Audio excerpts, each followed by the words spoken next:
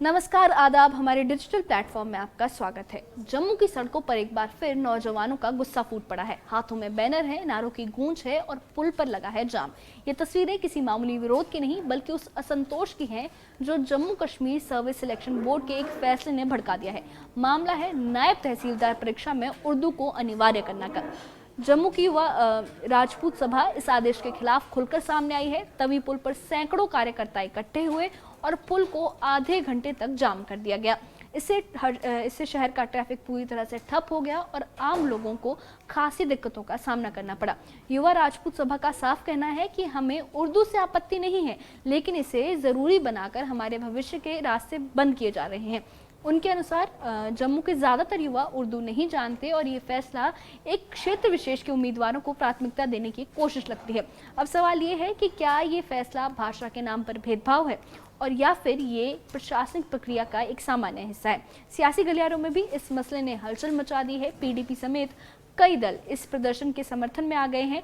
तो क्या ये सिर्फ एक परीक्षा का मामला है या फिर ये जम्मू के युवाओं की पहचान, अवसर और हक की लड़ाई है? क्या है ये पूरा मामला, देखिए इस खास रिपोर्ट में। जम्मू की सड़कों पर गहमा गहमी का आलम था। युवा राजपूत सभा के सैकड़ों कार्यकर्ता तवी पुल पर बैनर और तख्तियां लेकर इकट्ठे हुए। आधे घंटे तक पुल जाम रहा, जिससे शहर का ट्रैफिक ठप हो गया।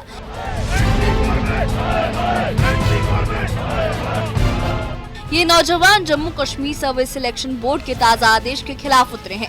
इस आदेश में नायब तहसीलदार की लिखित परीक्षा के लिए उर्दू को अनिवार्य किया गया है। कार्यकर्ताओं का कहना है कि ये फैसला उनके लिए मुश्किलें खड़ी करता है। प्रदर्शनकारी खुलकर अपनी नाराजगी जाहिर कर रहे हैं। उनका कहना है कि जम्मू के अधिकांश युवा उर्दू नहीं जानते। ऐसे में इस परीक्षा में शामिल होना उनके लिए असंभव सा है। युवा राजपूत सभा के कार्यकर्ता ने कहा कि हम उर्दू के खिलाफ नहीं हैं, लेकिन इसे अनिवार्य करना गलत है। जम्मू के नौजवानों को इसका नुकसान होगा। हम चाहते हैं कि ये आदेश फौरन वापस लिया जाए। सभा का इल्जाम है कि ये फैसला जम्मू के नौजवानों के सपनों पर चोट करता है। उर्दू के पेपर का मसला बनेगा, सारे जम्मू के नौजवान खज्जल होए, लेकिन कोई भी राजनेता बोलना नहीं है। जिले सारे दरवाजे बंद होंगे ना, ओले युवा राजपूत सभा ने सड़कें बनानी है, अपने नौजवान कने खड़ोना।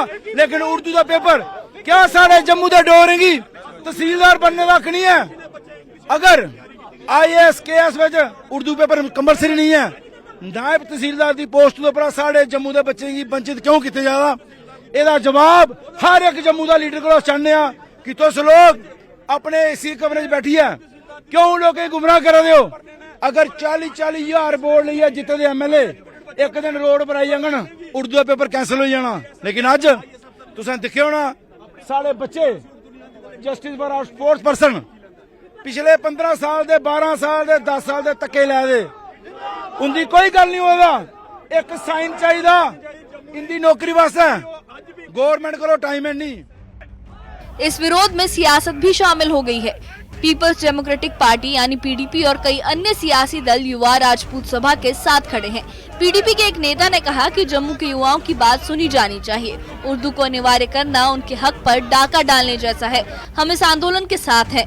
इन दलों का समर्थन मिलने से प्रदर्शनकारियों का जोश दोगुना हो गया है। लेकिन Jammu Kashmir service selection board ने इस मसले पर अभी तक कोई सफाई नहीं दी।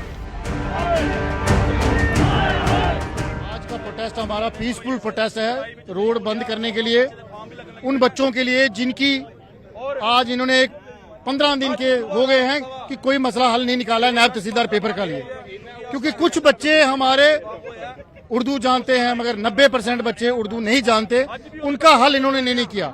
और ऊपर से तेल डाल दिया है नायब अपना डिप्टी CM साहब ने कि युवा राजपूत सभा हर मुद्दे के ऊपर आगे क्यों खड़ी हो जाती है, बाकी लोगों ने इसको कुछ नहीं पूछना। युवा राजपूत सभा ने ठेका ले रखा है।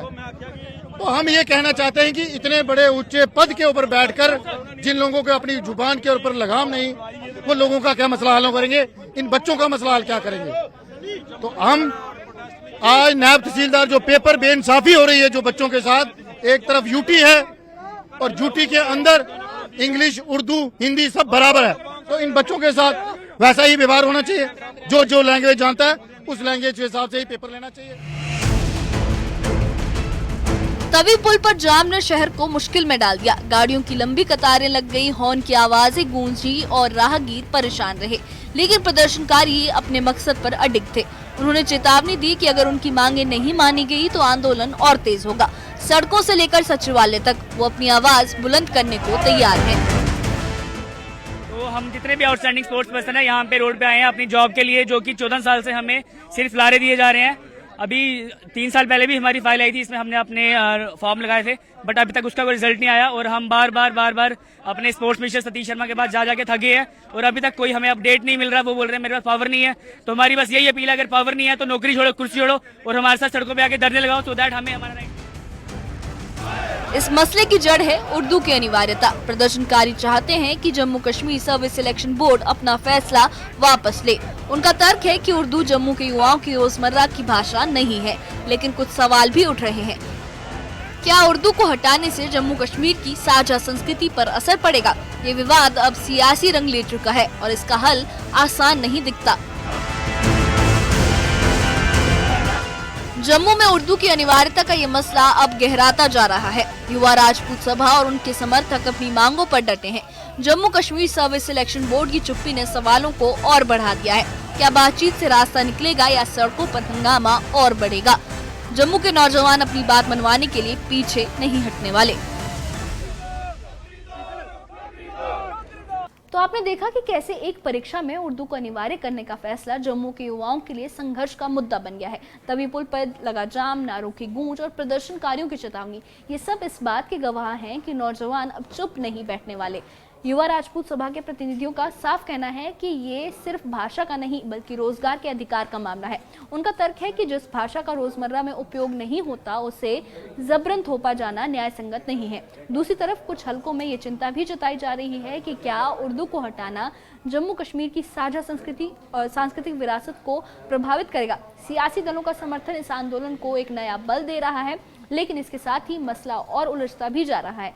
सबसे अहम सवाल ये है कि Jammu Kashmir service selection board इस मसले पर कब और कैसे अपनी चुप्पी तोड़ेगा। क्या प्रशासन और प्रदर्शनकारियों के बीच संवाद से समाधान निकलेगा या फिर सड़कों पर टकराव और बढ़ेगा? क्या ये आंदोलन भाषा के नाम पर नौजवानों की परीक्षा को और मुश्किल बनाएगा या उनके हक के लिए एक नया रास्ता खोलेगा? फिलहाल तो ये साफ है कि जम्मू के जो युवा हैं वो पीछे हटने के मूड में नहीं है। वो चाहते हैं कि बराबरी का मौका मिले बिना किसी भाषाई दीवार के।